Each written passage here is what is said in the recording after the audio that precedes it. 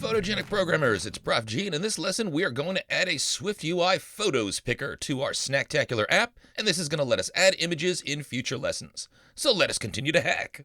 By the end of this lesson, we'll have made a few changes to our Snacktacular app. We'll modify the spot detail view to include a photo button. We're going to move these buttons outside the list header and put them below the map, and we'll eventually put a horizontal scrolling list of images above these, but that'll be in a future lesson. But by lesson end, clicking the photo button will bring up a SwiftUI PhotosPicker. So let's start in the photos detail view. And the average rating and rated button are in the header for the list, so let's find and move that. The list header is actually in the closure below the list content, and I'm going to click left to code fold the HStack, and then highlight and cut out the HStack code with Command X, and then I can delete the entire header. So from just before the word header, but not the closing closure for the content above it, through the opening and closing closure of the header, I'm going to backspace to delete this, and I'm actually noticing that I could have deleted the header prominence modifier here as well. Since I just deleted the header, feel free to delete this line if you'd like. Then just above the list and below the onChange modifier for the map, paste in the HStack that we just copied. I'll Command A and Control I to reset the indentations for the code that I just pasted, and I'd like this entire HStack to be indented on the sides, so below the HStack I'm going to add a dot padding modifier, passing in dot horizontal, and that looks better. So now let's add a PhotosPicker, and for those of you who've been following along the entire course, we first worked with a SwiftUI PhotosPicker back in the BipTheGuy app. So if you skip that and want more detail, feel free to scroll back in the playlist and check out that earlier lesson. Those of you that have gone through this lesson might remember that we first have to import a new framework, import Photos UI. And the SwiftUI PhotosPicker returns the selection in a data structure called a PhotosPicker item. So we need to create a variable to hold this value, so we'll add a new value with @state_private_var. We'll call this selected photo, and the type is PhotosPicker item. And we'll put a question mark after this because this could potentially return a nil value. And now that we've got a framework and variable set up, let's add the PhotosPicker. And remember, the PhotosPicker shows a button on screen, so we don't need to add a button. We'll just add this just before the rated button in the HStack that we just moved. But you know what? Before we add the PhotosPicker, let's jazz up this rated button so that it's got a system image of a star in front of it. So first, I'm going to highlight and cut out the action in this button, this if-else statement here using Command X, and then I'm going to highlight and delete the rest of the button code. Then I'll enter a new button, and I'll select the option with action and label, press return, then I'll press return for the action for the trailing closure, and tab and press return for the label. And oops, I don't want to paste my code for the action in the label. I want to go back and make sure that I paste this into the action code, and then in the label I'll add a text view passing in the string rate, and above this I'm going to add an image view with system name and passing in the string star.fill. And that looks much spiffier. So now above this, let's add our PhotosPicker view. So we'll enter PhotosPicker and let's select the option with selection matching preferred item encoding and label, and hold down the option key so that we get all of these options showing up when we press return. And the first item needs a binding value of a SwiftUI PhotosPicker item. And hey, that's the type that we just created above with our state value. And since this needs to be a bound value, we'll start this out with $, and that variable's name was selected photo. Now let's tab to matching value, and the value here will show what it needs to filter in. So it will only show values of the type that we pass in here. So we're going to be looking at the image gallery, and we don't want to show videos or anything like that. So I'm just going to press in dot. Now I notice code completion is starting to be a bit funky. If I enter dot images, it's showing me an error in here, but that is absolutely a correct value, so enter that. We could refactor the view, but I want to get all my functionality working first. Again, that'll filter out and it won't present the user with any videos. Then I'll tab to preferred coding, and here I'll enter .automatic. That'll just let iOS take care of any encoding. Then we tab over to the label and press return for the trailing closure format, and in here is where we set up how our button should look. Now we don't need to enter a button view, we get that automatically, but we'll just enter what should be inside of it. So I'll say image system name passing in the string photo, all lowercase, and below that I'll enter a text view passing in the string photo with a capital P. And I can see over here on the right-hand side in the live preview, I get a generic-looking button next to our right button, but we can assign the same button modifiers to our photo picker that we assign to our button and make this look a lot nicer. And since I want the same modifiers to apply to both the photos picker and the right button, I'm going to embed both of these in a group, and I'll add the modifiers below the group. So I'll command-click on photos picker, select embed in group, Then I'll cut out the button and the modifiers and paste them inside the group's curlies. But then I'll highlight and cut out the modifiers that are on the button and I'll paste them below the closing group curly. And here we should see that the buttons have the same formatting. Now we do see another problem. The line is a bit crowded in here, and we can see that the average rating now appears on 2 lines, and we don't want that.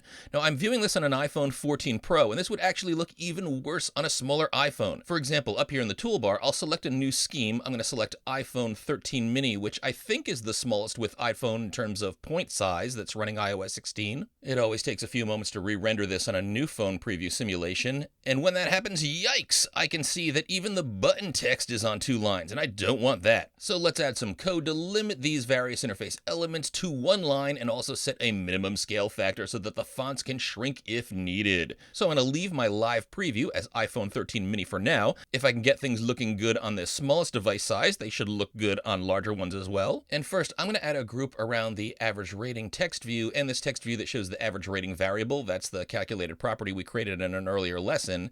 And after the closing for this new group, again, my code completion is a bit squirrely here. Sometimes building and rerunning in the simulator or Shift-Command-K helps. Also, quitting and restarting Xcode might help, or deleting derived data, which I described in an earlier video, might help as well. But I'm just going to power through this for now. If you do power through, just make sure that everything renders properly in live preview. If you're seeing an error, that means there's an error in your code. So I want to enter the dot line limit. The second L starting limit is capitalized, passing in the number 1. This is going to limit this so that it only shows up on 1 line, and below this I'm going to enter a minimum scale factor. This is showing up with code completion, and I'm going to pass in a value of 0.5 in here. And see how this shrinks the font and keeps them on the same line, so that's looking good. So now I'll add these same modifiers below the group that holds my button and my photos picker. So I'll highlight and copy these 2 lines with a Command-C, then paste them below the group that holds the photos picker and the rate button. We see these guys got smaller and they're all on 1 line, but I'm noticing one other thing here. It looks like the fonts for the 2 buttons are inconsistent. iOS has decided to shrink the font for the Photos button text. That's the one created by the Photos Picker, but it doesn't shrink the text in the rate text. So I have 2 different font sizes and I don't want that. So I can fix this by setting a consistent font size for the group. I'm going to add a font modifier for the group.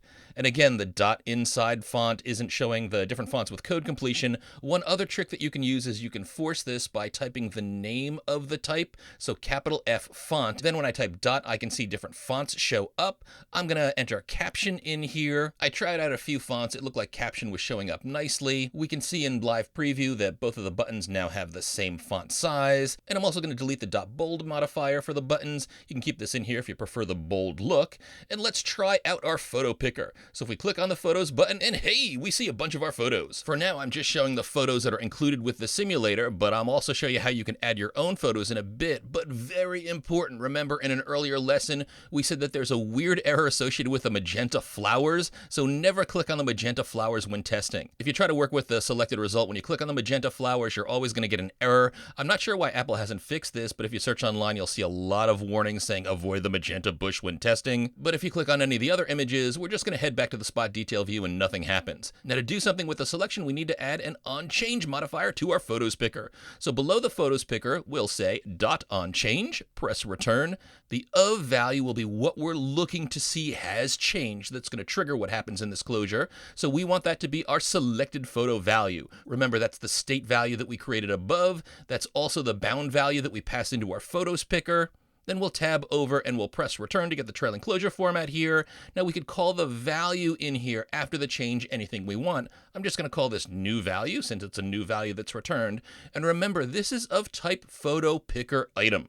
And unfortunately, photo picker item isn't something that we display directly inside of an image view. We're actually going to use a data type for an image called a UIImage in a subsequent lecture.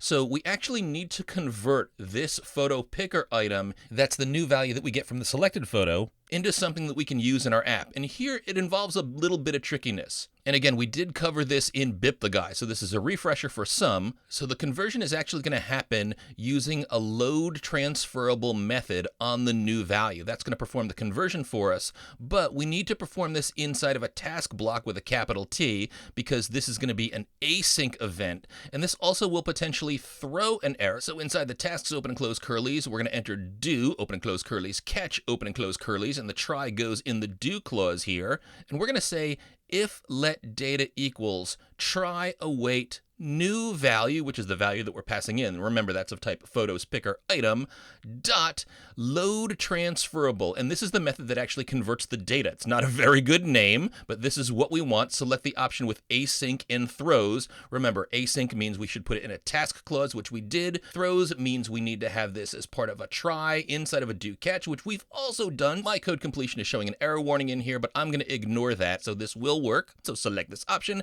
and press return. And load transferable wants a type. For this, we're just going to enter the type name that we want to convert our PhotoPicker item to, followed by .self. Now here's another thing that's tricky. When Apple showed this technique at the Worldwide Developer Conference, they showed you could enter image.self in here, and what that would do is it would display it directly inside of an image view. Now the reality is I'm recording this months after that was introduced, and Apple still hasn't implemented the original functionality they showed with image.self. Now you can try out image.self in here, but I think you're going to get an error. So in the meantime, what we've got to do is we're going to convert it to a standard generic data type with capital D data followed by .self. Then I'll follow this with open and close curlies, and in here we're going to convert that data into an image type that we can use. Now what I'm going to do is I'm actually going to convert this not to an image view, but into a UIImage type. And in a later video, I'll show how we can use that UIImage view to save a value to Firebase Storage. We'll also convert that to an image that will show on a separate view where the user can enter a description,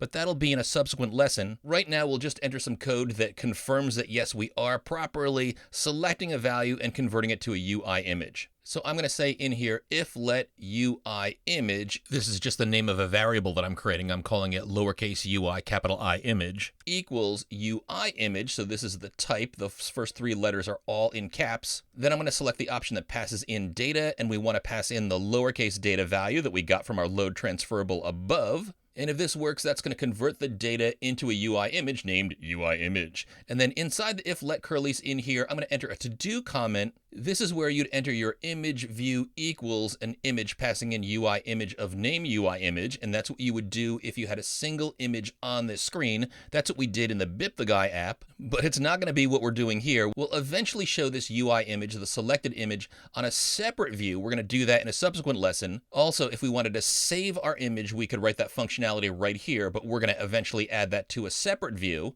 For now, just to show this works, that we selected a value and we converted it to a UIImage, I'm going to add a print statement in here with a flashing camera emoji that says successfully selected image. And down here in the catch, I'll print angry emoji, error, selected image failed, string interp, error.localized description. And I first built and run and realized I spelled error wrong, so let me fix that. And now we can build and run, and you might see a warning in here that says we haven't done anything with a UIImage constant that we created. That's fine, that's expected. We're going to use that in our next lesson, but when we build and run, the buttons line looks great on the iPhone 13 mini. Click on the Photos button, we see our image picker showing the gallery. Click on any image except the magenta bush, don't click that one. And we get a message in our console that says successfully selected image.